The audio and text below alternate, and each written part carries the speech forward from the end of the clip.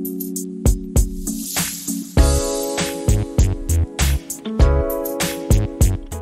Hi guys, what's up, welcome back to a channel. So guys, आज की इस video में हम मिलेंगे स्कोडा लोरा के ओनर से।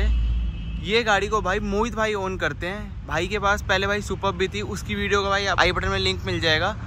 3 स्कोडा लोरा रख चुके हैं भाई, ये तीसरी है भाई की। 2 पहले डीजल रख चुके हैं, ये पेट्रोल है। तो मिलते हैं इस कार के ओनर से जो कि है मोहित भाई। कैसे हो भाई? बहुत अच्छा भाई स्कोडा लोरा है क्यों? स्कोडा सुपर्ब थी पहले आपके पास? ऐसा था कि स्कोडा सुपर्ब रख ली। स्कोडा सुपर्ब भी मेरी वो दूसरी तीसरी गाड़ी थी, मतलब सुपर्ब लाइन में।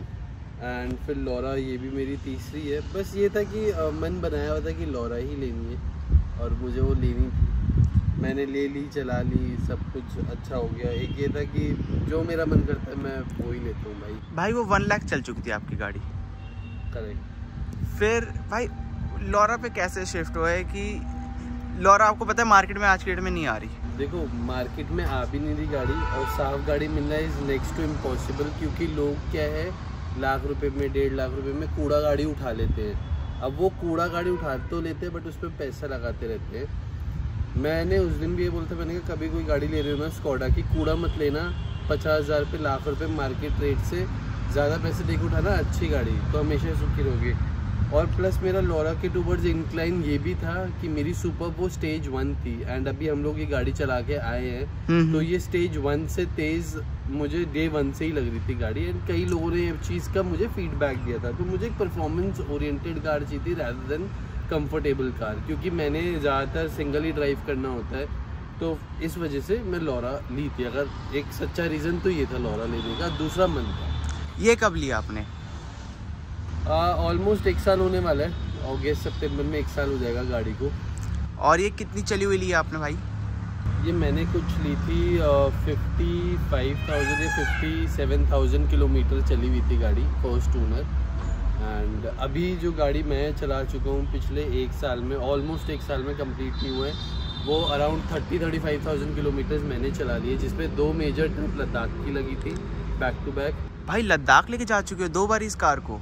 लद्दाख क्या, उससे ऊपर लेके गया उमलिंगला पास।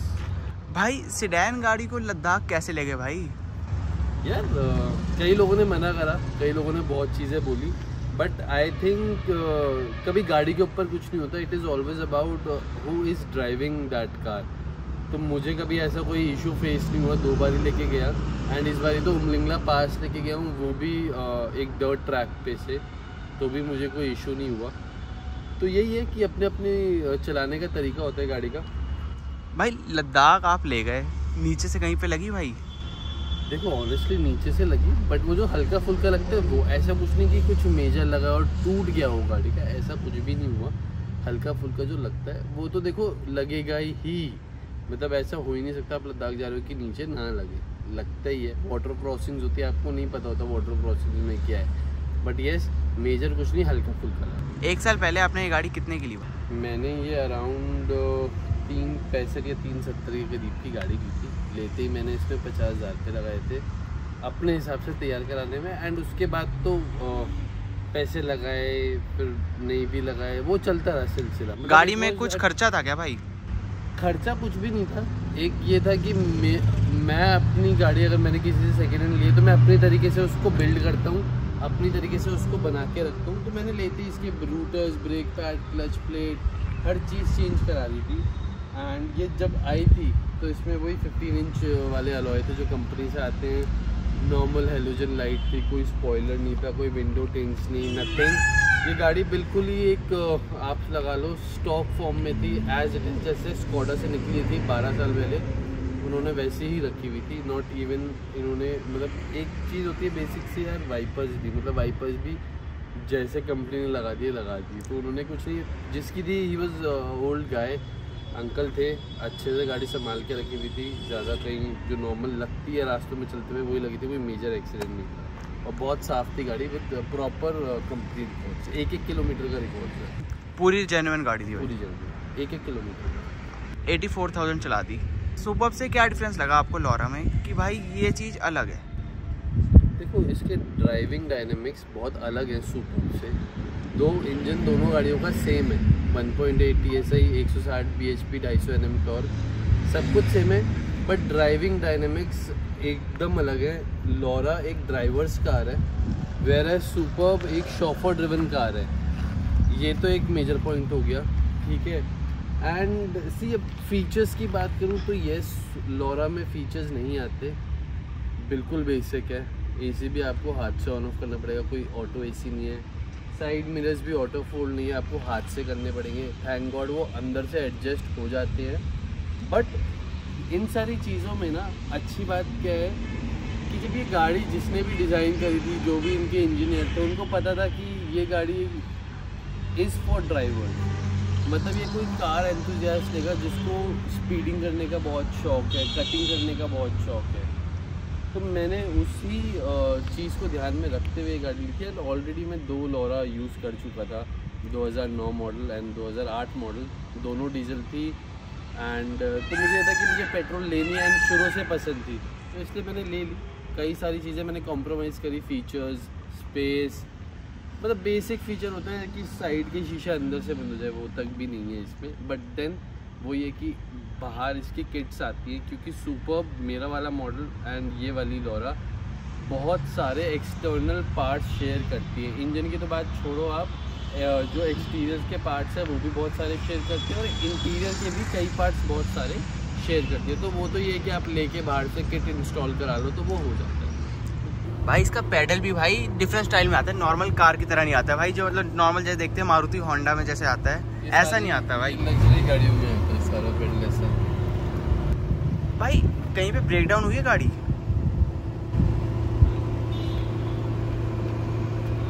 लोकल दिल्ली में ही हुई थी, और कोई ऐसा कुछ मेजर चीज़ नहीं थी। क्लच का मास्टर सिलेंडर होता है, मेरा वो लीक हो गया था।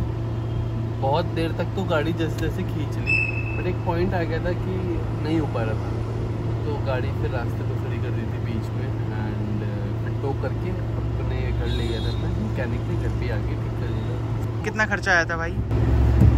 5000। सेम चीज़, ये वाली चीज़ जो मैं आपको बताऊँ सुपर्ब में भी हुई थी। आईना भी पाटे कोई वो कुछ था नहीं, क्योंकि मेरी क्लच अंदर तो जा रही थी, वापस नहीं आ रही। तो मास्टर सिलेंडर होता है कोई क्लच का, वो लीक हो गया, नया डल बैग। यहाँ पे लेदर है, यहाँ पे देखो भाई सॉफ्ट टच पूरा भाई। इधर स्पेस देखो भाई। भाई एसी कैसा है इस कार का? देखो लोरा का एसी बड़ा बदनाम है बट टचवुड मेरी गाड़ी का एसी बहुत अच्छा है। इतनी देर से हम धूप में खड़े हैं, 46 डिग्री है, हवा एकदम सही फेंक रहा है, ठंडी। जहाँ मैं चलानी स्टार्ट करूँगा मुझे पता है गाड़ी 5 मिनट में ठंडी करके ख़त्म करेगी। तो मेरी गाड़ी का तो ठीक है, यस। इवन मेरी डीजल के भी ठीक थे, एक डीजल का थोड़ा वीक था एसी। पता नहीं ऐसा क्यों है कि लोरा का एसी थोड़ा बदनाम है, क्योंकि उसका कंप्रेसर इतना इफेक्टिव नहीं है। मेरा है, ये कुछ मॉडल आए थे 2010 में जिनका गियर नॉब यहाँ से पूरा सिल्वर होता था, क्रोम का। उन गाड़ियों के गियर बॉक्स में इशू आता था एंड उनका एसी कंप्रेसर वीक था। फिर जो 2011, 12, 13 में मॉडल आए थे उनमें सब में ऐसा सुपर्ब जैसा लिवर आने लगा था, एंड उसमें कंप्रेसर गाड़ियों का अच्छा था। तो मेरी लकीली 2011 वाले बैच की, और वो भी सितंबर बैच की है, तो मेरा सही है एसी। कभी मैंने एसी में टचवुड कोई काम नहीं कराया। भाई ऐसा सुनते हैं कि स्कॉडा का अगर कोई पार्ट ख़राब हो जाए तो गाड़ी 2-3 महीने के लिए कंपनी में चली जाती है, कि पार्ट ऑर्डर होता है, फिर गाड़ी मतलब पार्ट आता है, फिर गाड़ी ठीक होके आती है। ऐसा है भाई कुछ? मेरे साथ कभी ऐसा नहीं हुआ, कभी भी नहीं। 2009 मॉडल लोरा मेरी 2018 में पीछे से खड़ी गाड़ी किसी ने मार दी थी, तो मेरा पीछे का बम्पर, उसके सेंसर और सी पिलर चेंज हुआ था गाड़ी का इंश्योरेंस में। विद इन अ वीक, एक हफ्ता 10 दिन में मेरी गाड़ी मुझे वापस दी थी। 2009 मॉडल की लोरा 2018 में एक्सीडेंट हुई थी। तो आप सोचो कि सब जितने मुंह उतनी बातें, ऐसा होता नहीं है कुछ भी। हाँ, कोई अब यार पार्ट ऐसा है कि आपको चाहिए ही बिल्कुल ओरिजिनल, और है नहीं, बाहर से ही आ रहा है सच्ची में कहीं जर्मनी वर्मनी से, तो थोड़ा तो देखो टाइम लगेगा ही। हाँ, अगर लोकल मार्केट में मिल रहा है पार्ट मेड इन ताइवान अच्छे ब्रांड का, तो ले लो, कोई फ़र्क नहीं पड़ता। भाई सुपर्ब में और लोरा में पार्ट सेम डलते हैं? इंजन पार्ट्स ऑलमोस्ट सेम है, स्टीयरिंग लोरा का और सुपर्ब का जितना भी स्टीयरिंग कॉलम होता है विद ये वाइपर्स एंड एवरीथिंग ये लग जाता है इसमें, उसकी डिस्प्ले लग जाती है, इवन एसी के कंट्रोल्स लग जाते हैं, लाइट का स्विच लग जाता है, ठीक है, ये ऑटो डिमिंग ORVM लग जाता है। तो काफ़ी सारी चीज़ें इंटीरियर और एक्सटीरियर से जो सुपर्ब एंड लोरा शेयर करती है, इवन A6 भी शेयर कर लेती है, A4 भी शेयर कर लेती है पेट्रोल। इंजन तो इन सबके सेम ही है, 1.8 ऐसा ही है। इंजन तो आग बंद करके कोई भी पार्ट लो तो लग जाता है। भाई इसके AC वेंट भाई थोड़े डेलिकेट नहीं है? AC वेंट बहुत डेलिकेट है लोरा के, कभी भी गलती से आप कपड़ा वपड़ा मार रहे हो, अटक गया, कुछ हुआ, वो एकदम टूट जाएगा, जैसे कि वहाँ का टूटा हुआ भी है मेरा। ये बहुत डेलिकेट है एंड इवन सेम ये पीछे वाले भी बड़ी डेलिकेट है, तो बड़ा देख के गाड़ी का इंटीरियर क्लीन करवाना पड़ता है। पहला तो NGT का रूल बैन जो दिल्ली में आया, अदरवाइज मैं शायद अपनी ब्लैक लोरा LNK कभी नहीं बेचता। उस गाड़ी में 2009 में इतने फीचर्स थे जो आज की गाड़ियों में भी नहीं आते। हीटिंग सीट्स, ठीक है, headlight washer, projectors, auto headlamp और आपका क्या कहते हैं ऑटो जो अपना रियर व्यू मिरर होता है पीछे देखने का, वो भी ऑटो डिमिंग था, सनरूफ थी, पेडल शिफ्टर्स नहीं थे, बट DSG गियर बॉक्स था विद स्पोर्ट्स मोड, ठीक है, तो उसमें DSG 6 स्पीड आता था एंड बहुत सारी चीज़ें थी। गाड़ी के जो अंदर MID स्क्रीन होती है उसके अंदर A to Z सारी इन्फॉर्मेशन अवेलेबल होती थी मेरे पास एनी डे, मुझे जब भी कुछ चाहिए होता था। फॉर एग्जांपल वैसे मेरी सुपर्ब में होता था, इसमें नहीं होता, इसमें तो नॉर्मल बहुत बेसिक चीज़ें हैं। ये मैनुअल और जो पहले वो थी वो दोनों, एक डीजल ऑटोमेटिक थी DSG और एक डीजल मैनुअल। भाई आपने डीजल चलाई तो भाई इसमें मैनुअल में पेट्रोल में कैसे ले लिया भाई आपने? मतलब घर में मल्टीपल कार्स है तो कभी ऐसा नहीं है कि डीजल चला ली ऑटोमेटिक या पेट्रोल भी ऑटोमेटिक चला ली तो मैनुअल चलाना भूल जाऊंगा, ऐसा कुछ नहीं है। दोनों गाड़ी मेरा चलता रहता है, कभी ये निकालता हूँ कभी दूसरी निकालता हूँ, तो मुझे इतना फ़र्क नहीं पड़ता। कई लोगों को ये होता है कि यार भूल जाते हैं हम, तो एक साल ऑटोमेटिक गाड़ी क्या चलाई, तुम मैनुअल चलाना भूल गए, सीखी तो तुमने मैनुअल पे ही होगी ना, तो ऐसा कुछ नहीं होता भाई, मुझे याद रहता है सब कुछ। पॉजिटिव क्या लगता है आपको इस गाड़ी में? पॉजिटिव एक है इसके driving dynamics, build quality, stands गाड़ी का, बाकी साइलेंट है गाड़ी, ठीक है, बहुत ज़्यादा।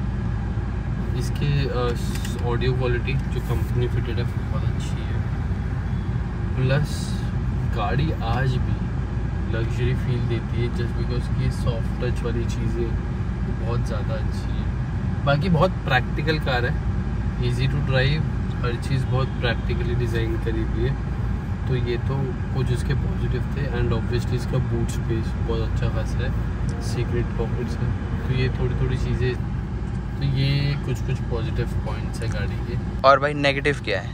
नेगेटिव, अच्छा नेगेटिव देखो, मैं अपनी पर्टिकुलर गाड़ी की बात नहीं करूँगा, बट ये मैं ऑल टुगेदर जितनी भी लोरा है पेट्रोल उनके बारे में बात करूँगा। जैसे कहती हैं लोरा का AC वीक है, तो एक चलो वो नेगेटिव हो गया, ठीक है। फिर इंजन से तो कई चीज़ें रिलेटेड है नेगेटिव, बट मुझे ऐसा लगता है कि यार मेरे साथ कभी कोई ऐसा एक्सपीरियंस हुआ नहीं, या तो मैं बहुत अच्छे से मेंटेन करता हूँ या तो मेरी किस्मत बहुत अच्छी है, तो मुझे नेगेटिव इस गाड़ी में ज़्यादा कुछ लगता नहीं। हाँ, बट ये लगता है कि स्टीयरिंग माउंटेड कंट्रोल जो होने चाहिए थे 15-16 लाख रुपए में एक टच डिस्प्ले दे देते, और ठीक है इसे अगर आप मैनुअल भी देते ना तो चल जाता, कोई दिक्कत नहीं है, मैनुअली है। स्पेस वाइज गाड़ी ठीक है, मैं ये नहीं कहूँगा बहुत अच्छी है, स्पेस वाइज गाड़ी ठीक है, कोई ज़्यादा अच्छी है नहीं। और अच्छा एक नेगेटिव मुझे जो लगता है, इसकी जब तक आप लाइट ऑन नहीं करोगे ना तब तक ये मीटर ग्लो नहीं करता।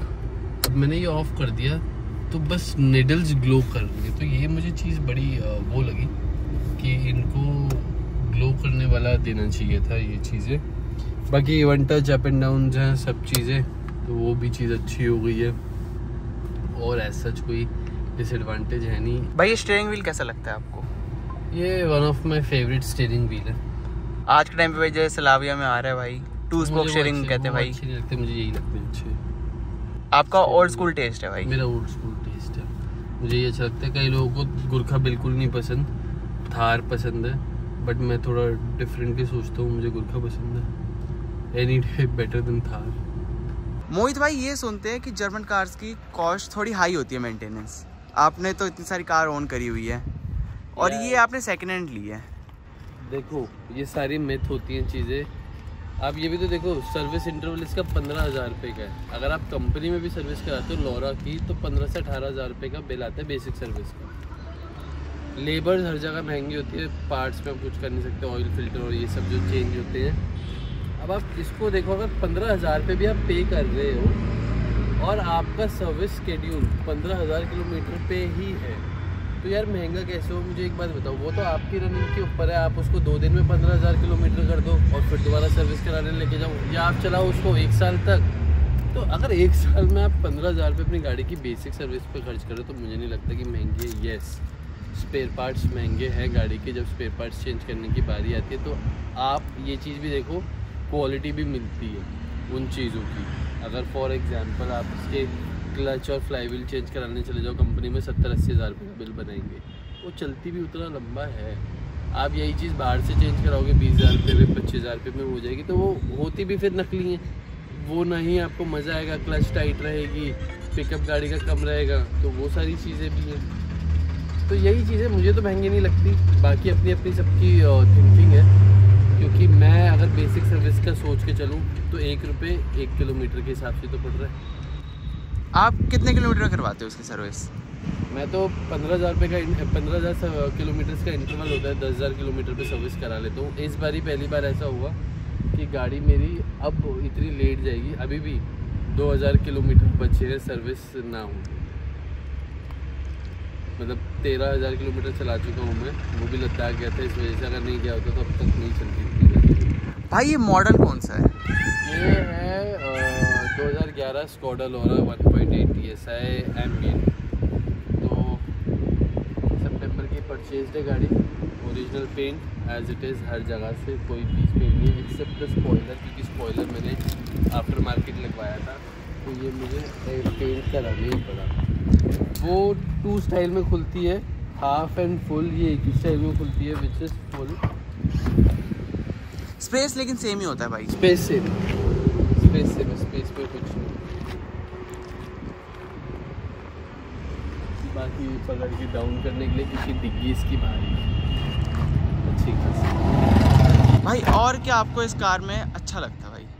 यार अच्छा, एक तो इसका बोनेट खोलने का स्टाइल बड़ा अच्छा लगता है मुझे, बहुत अलग है। वो हर गाड़ियों में नहीं होता। मैंने अपनी लाइफ में इतनी गाड़ियाँ रखी है, वो ये सिर्फ लोरा में ही खुलता है ऐसे बोनेट, और किसी में नहीं खुलता। अब कई मैकेनिक्स जो होते हैं ना, अगर आप बाहर से ठीक कराओ, वो यहाँ ढूंढते रहेंगे, इसको ऊपर करते रहेंगे, होगा ही नहीं, यहाँ कहीं ढूंढते रहेंगे, क्योंकि एक्चुअली में लिवर ये है इसको ऊपर करने का। भाई ये मिलता है इसका इंजन 1.8 लीटर का है भाई। ये 1.8 लीटर का भाई, 1.8 लीटर। भाई आपके सुपर में भी यही सेम इंजन आता है? सेम।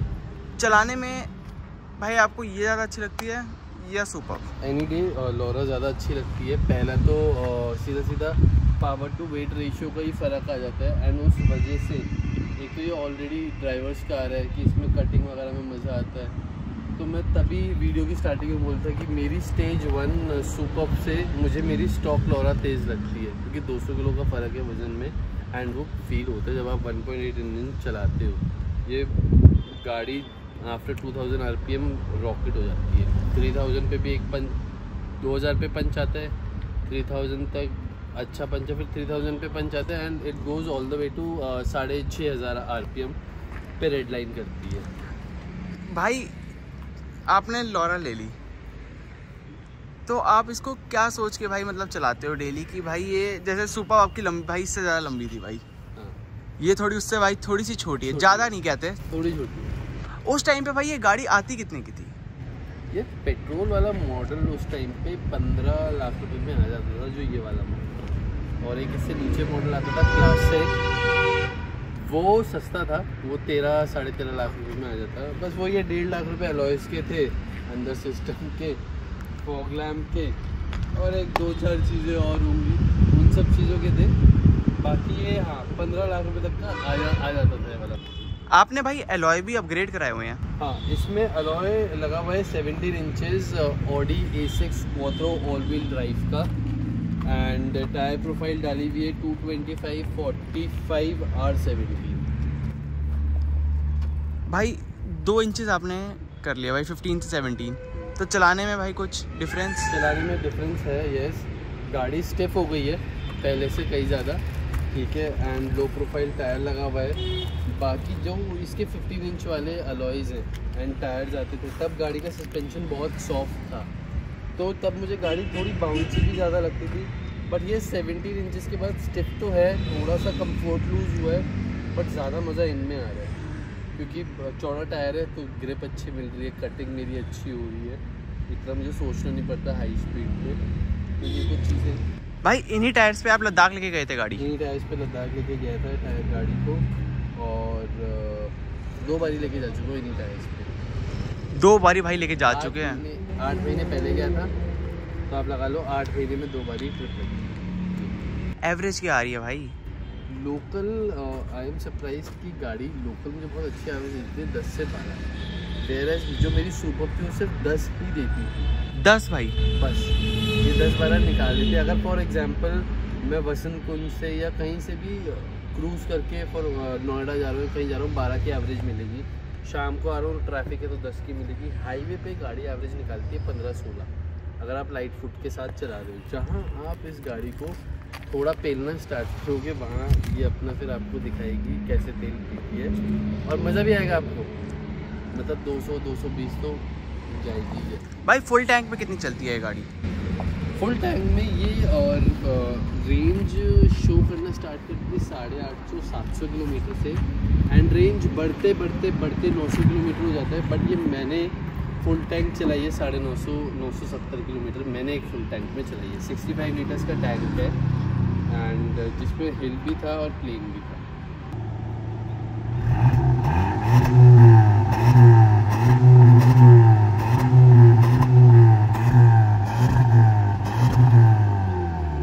भाई आपने इधर रेवो की बैजिंग करी हुई है, तो ट्यून कराया हुआ है इस कार को भी आपने? अभी तो एज इट इज़ है, गाड़ी स्टॉक है, ट्यून कराया नहीं।